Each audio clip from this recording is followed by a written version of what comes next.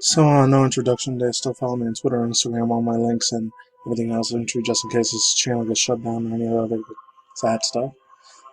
But yeah, today, usually something I want to get into, Lord of the Rings spinoff, aka the Hobbit spinoff, Rings of Power from Amazon. Yeah, I gave it a watch. I gave both the episodes a watch. They were good. I don't know why. Before I get into this, I'm not going to be political, wokeism, SJW, all that all right. Cancel culture, vulture stuff. I swear it's not going to be about that. I hope it's not. I'll wrap this from We Got This Covered. Kind of got to keep it down for two reasons. Because number one, I'm going to sleep in the background. Number two, my voice is kind of shot because, in my personal opinion, it's one of the best movies of all time. Well, actually, I watched it on 4K Blu-ray DVDs. It's the Sonic the Hedgehog 2 thing. I saw all the behind-the-scenes shit in there. Absolutely beautiful, badass. It hits it good. It's a bop. It's a slap. It's lit. It's freaking epic. It's chef's kiss. Amazing.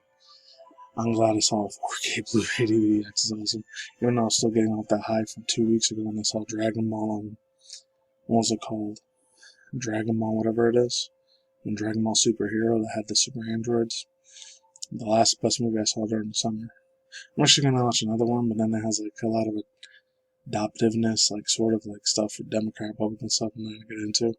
It's called Life Mark. I had this dude, Kirk Cameron, so well, let's begin here. We got this covered. The Rings of Power is already getting review bombed. Identity politics in place, playing Rings of Power music in the background, just in case you guys can't hear it.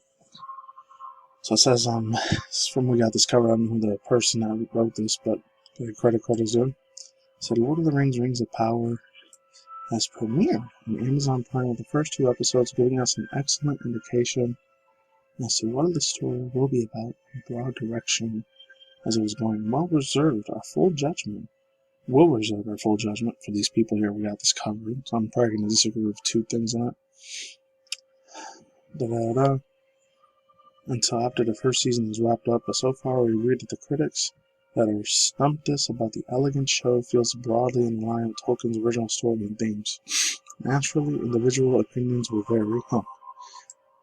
vary. This video is going to prove very much. For some reason, any other positive aspects shown are being overridden by featuring prominent female characters and more diverse characters like casting the characters than we might have expected from a story set in Middle-earth. As such, legions of those words, I can't even say any of those because YouTube literally just permaban my video or just shadow ban it. I swarmed on the major review sites and ratings of the show as low as it possibly can. So it says a Metacritic must sit in 3.3. Rotten Tomatoes is at 45%. User scores and IMDb's relatively healthier 7.9 through 21.6. And 6,000 users rate it. So this will be given 1 star. Let's put our thickest environmental gear on and stride into the toxic comments. Of course, We Got This cover is going to be like that. Yeah, any of that other stuff, so let's really jump in. So reviews dismissive as Garandelli as Karen and Mary Sue are taking an issue behind depicted as a skilled warrior willing to defy the wishes of her king. Other claims show that this takes is that with the quote extra long camera shots from among the minorities, quote, many of the arguing the more diverse casting rooms at Tolkien's tribute to quote the lost mythical legends of British Isles, unquote, and the misandrins from showing men in power of action like morons, and they haven't looked out of the window lately. One comment just showed accused of forcing identity politics onto viewers' throats, but this is all the people they're saying. This is not what I'm saying. This is what the article here from We Got This Cover saying. And also says, I just wish we could enjoy entertainment without all of this nonsense. Unquote. This one I agree with wholeheartedly here. I really wish we could enjoy without all the bullshit politics of the left and right, far left, far right, extremist left, extremist right, with all that division and evilness and like wear and tear, just see my way, my viewpoint this way, my viewpoint that was. This country here in America, we're all fucked. I'm just saying, in my opinion. I just enjoy entertainment from movies and video games, just what they are, you know? Just saying. This quote, You and us, or any mediums of media that's out there, of entertainment media. So it says, you and us both, buddy, we trust no one. Trust us, you're providing nonsense here. It's pretty clear that these people have cemented their opinions on Lord of the Rings: Rings of Power long before today's premiere, which was a couple days ago. And there's nothing that the show could have done to change that. Whatever the case, they're missing out on what it means. Excuse me, what it is. It's in, with the chance of being one of the greatest fantasy TV shows of all time. Even if they do hate watch it, they're just ruining it for themselves. Oh well, sucks to be them. Could be. Lord of the Rings: Rings of Power episode 1 and 2 now streaming on Amazon Prime, obviously. I watched the first 2 versions of it. Overall thoughts, views, and opinions now. This is where I'm going to get massively opinionated on. For me, I'm not looking at it through a political lens.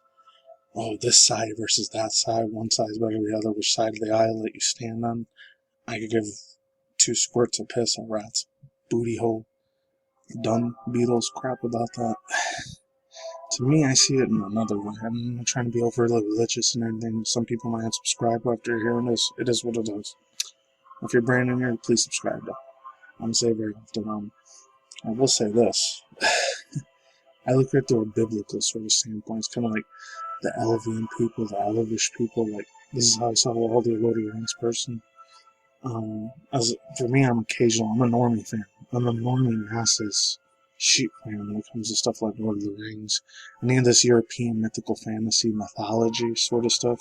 And just with the Lord of the Rings and the Hobbit series, even the older shit like Game of Thrones, the Harry Potter series, even like the old sort of video game stuff from like World of Warcraft from the early mid-late 2000s to the early mid-2010s with League of Legends. When it comes to like the Elvish versus Norks and Orcs sort of mythology, that type of thing, I'm not a hardcore fanboy stand, like I will stand, yes, slay queen, like that type of person. I'm not that type of person. I'm gonna stand literally. Like, I don't know all the super deep lore of the books and all that stuff.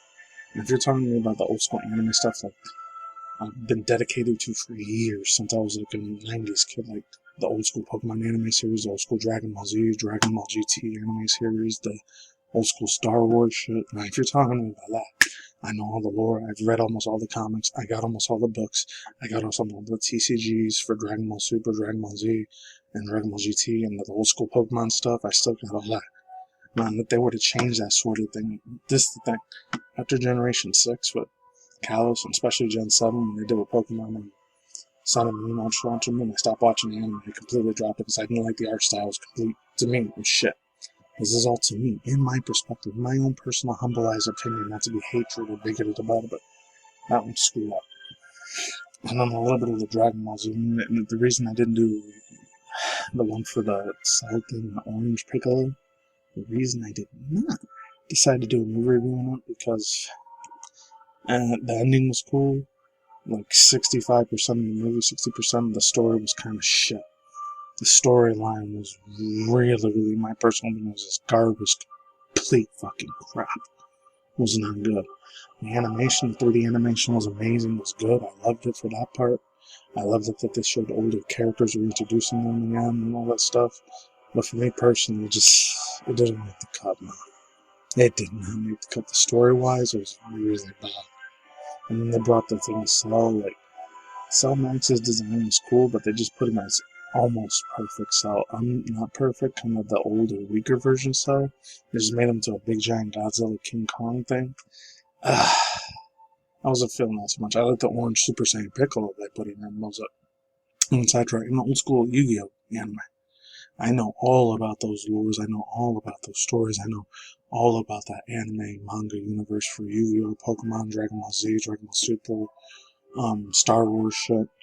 If you did some of that, even Grand Theft Auto, all the stories and the myths and the lore behind on the GTA series for that video game. I know all about that. When it comes to shit like Lord of the Rings and Rings of Power, I'm coming in as a normie, sort of like fan. I like all the biblical references that they make, the Elvish people, and pretty much the orcs.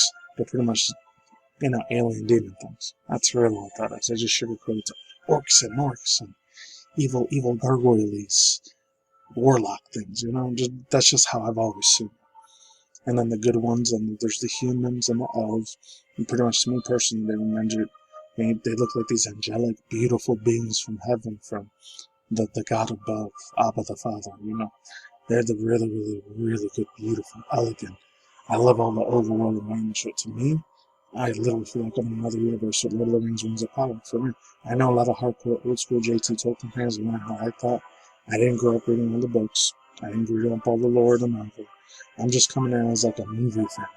And shout out to my boy Terry Magus, he felt the same way. He's coming in just as a normie fan, like how I am. I like all the beautiful overworld. I like the old school, like European, British, English, Australian, like old school Celtic English sort of language that they use. It's really, really beautiful. It makes me feel very intellectual when I watch it. It makes me feel very, very deeply immersed, deeply enrooted, deeply, deeply integrated, interceded almost with that type of franchise of Rings of Power. And I like both the seasons, and both the episodes for the season. So I'm going to continue to watch. There was too little wokeism, identity politics as in there, but I let it pass. It wasn't super, super ultra woke for me. That's all I guys care from now on. Next is about Zombie Cartoon Song. Peace out. And you guys can read the rest of this if you want to. There's a bunch of like stuff from Instagram, Twitter, and all these other places. And they show all the actors and actresses playing their roles and their personas of their characters, the celebrities, actors, and actresses that are here. So you guys can look at all that yourself. I'll leave that down below as well if you want to look at it your own way. And that's it. Peace out, ladies and gentlemen, girls, women, and boys and fingers, the Takis and promoters. I'll see you when I see you. Yeah, and they switched up the thing for Frodo and the other one. And they kept the race ethnicity thing, but they swapped the genders, male to female. I was okay with that, as long as it was script, so. And was a fan of the Takis and promoters. So you can see because we have a network of movies out there, says movies on the community. We have an industry news and manga news once in a while. Drama reaction videos, and of course, reaction review segments maybe 3 times out of the whole month. And that's it. Take it easy, peace out, and Sakura, raise and bye, see you in person. Goodbye.